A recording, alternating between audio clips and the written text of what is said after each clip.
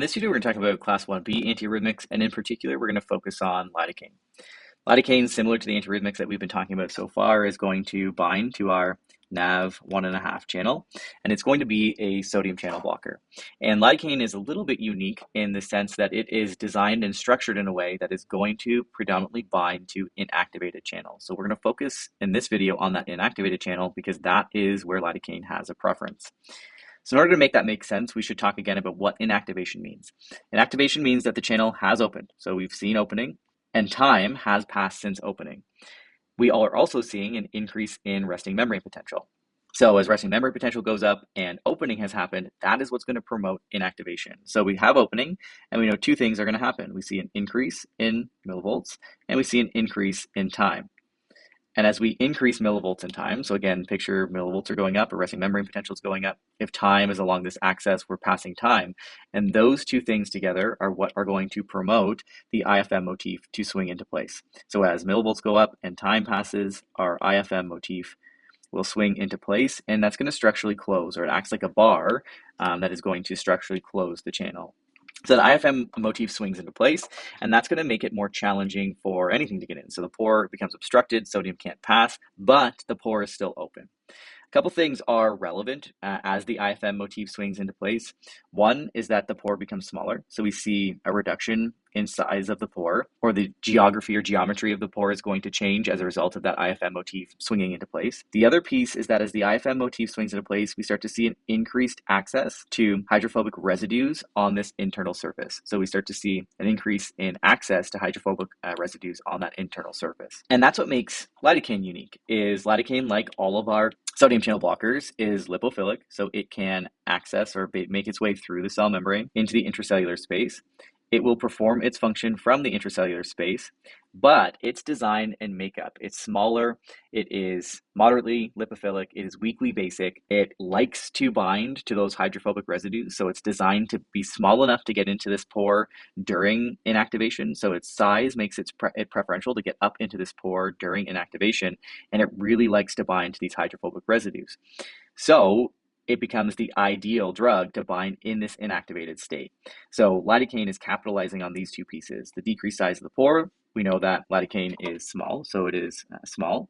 We know that we have increased access to hydrophobic residues, and it likes to bind. So it has affinity for the hydrophobic residues. So as a result, we start to see an increase in lidocaine binding during this state. So this is where lidocaine likes to bind. Now, the relevance of this is in ischemia. So when we have ischemic tissue, we start to see an increase in inactivated sodium channels. If we draw our heart in here and think about what's happening in ischemic tissue or patients who are having, say, myocardial infarction or acute coronary syndrome, is that we have ischemia to tissue. So we've got reduced blood supply, which is creating ischemia to tissue. That ischemic tissue is releasing intracellular contents, which is primarily going to be potassium. So that ischemic tissue releases potassium. And if you think about what happens to the surrounding cells, is resting membrane potential goes up.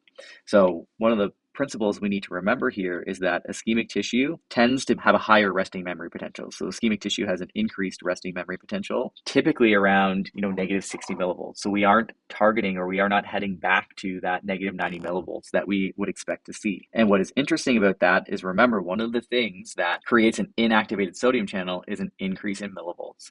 And that's exactly what we see here, is that one of the consequences of ischemia is that ischemia will increase millivolts.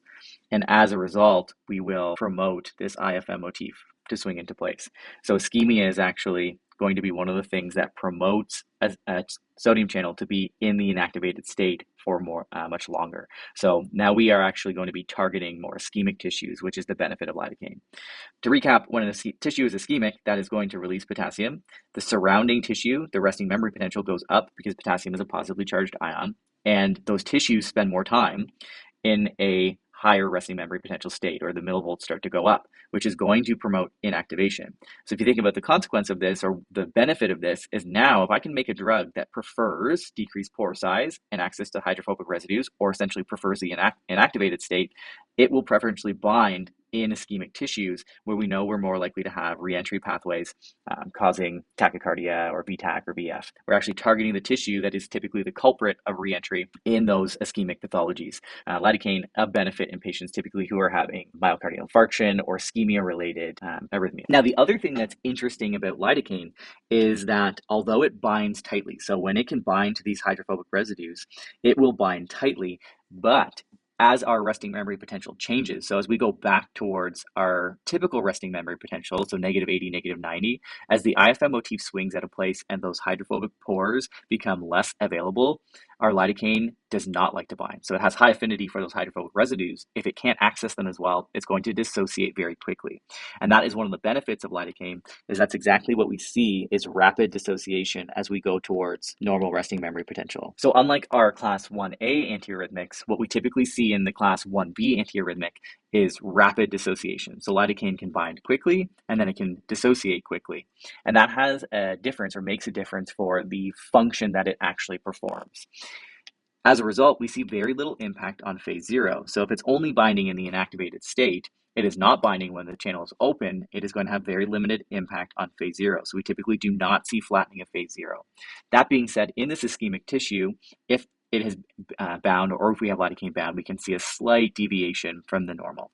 So we don't have a dramatic impact on phase 0. So we typically don't see a dramatic impact on phase 0 with lidocaine binding. The other piece that we see here is typically a shortening of phase 2 and phase 3.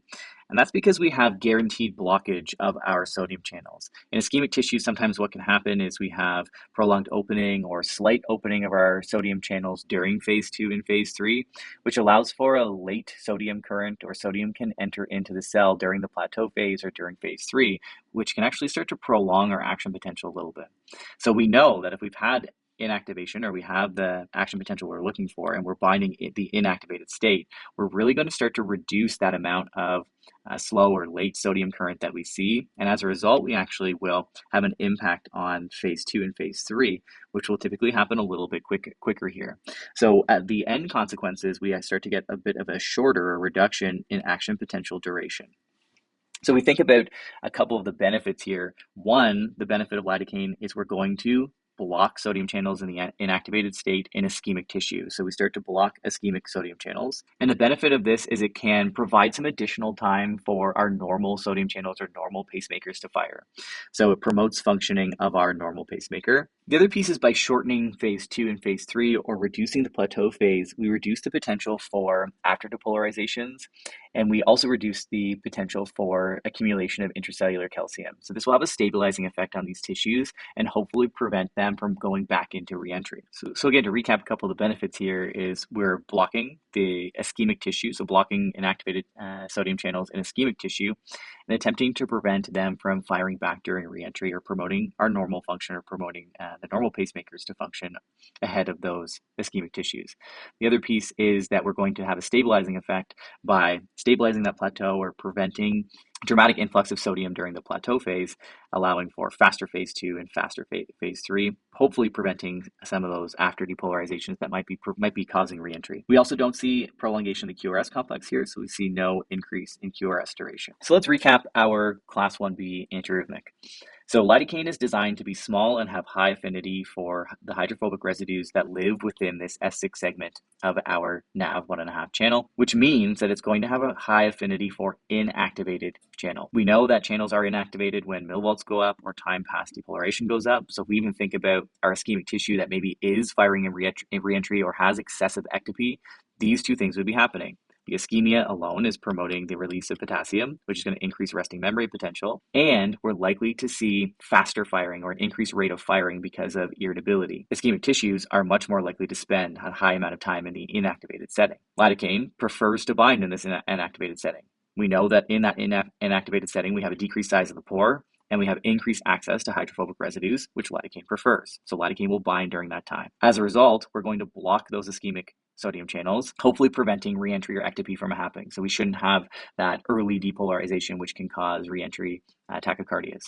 The other piece is that it's actually going to block slow influx of or late influx of sodium across phase 2 and phase 3, which should also provide some membrane stabilization, preventing afterdepolarizations. We know that it dissociates rapidly, so as resting membrane potential falls back to its normal, lidocaine is going to rapidly dissociate, so we should not see a dramatic impact on phase 0. It's not blocking during the open state, so it's actually not restricting the flow of sodium into those cells.